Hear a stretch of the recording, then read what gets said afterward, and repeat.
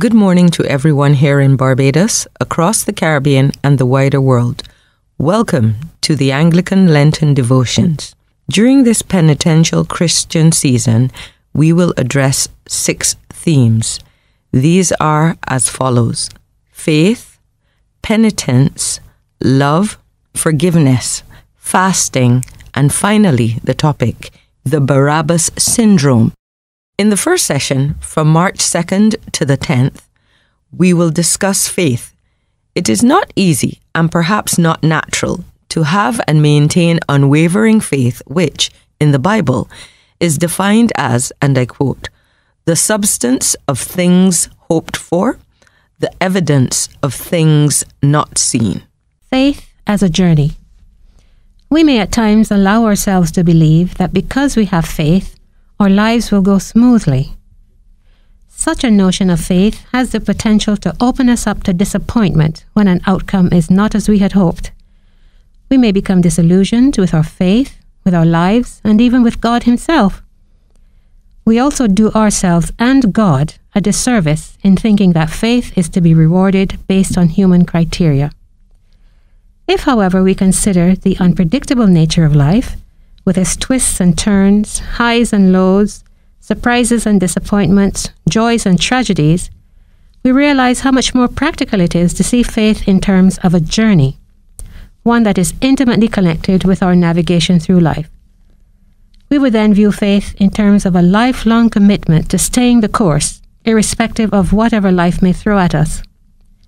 In this sense, faith becomes less defined by our concern for what we desire from God and more centered on enhancing our relationship with God in the context of service.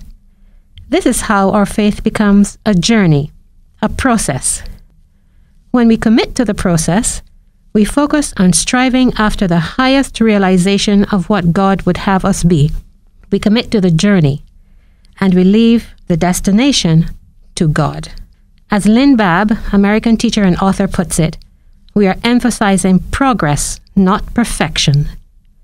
Embarking upon the journey of faith, therefore, means accepting God as our constant companion and, even more importantly, as our navigator, so that whatever our situation or circumstance, whether on the mountain or in the valley, we come to inhabit a place of ongoing dependence on our navigator, and our life then becomes an expression of gratitude in the face of any outcome. Hebrews chapter 11, verse 1 describes faith as the assurance of things hoped for, the conviction of things not seen.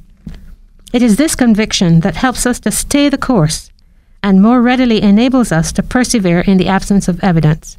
Psalm 46, verse 10 clearly tells us what we ought to do. Be still and know that I am God.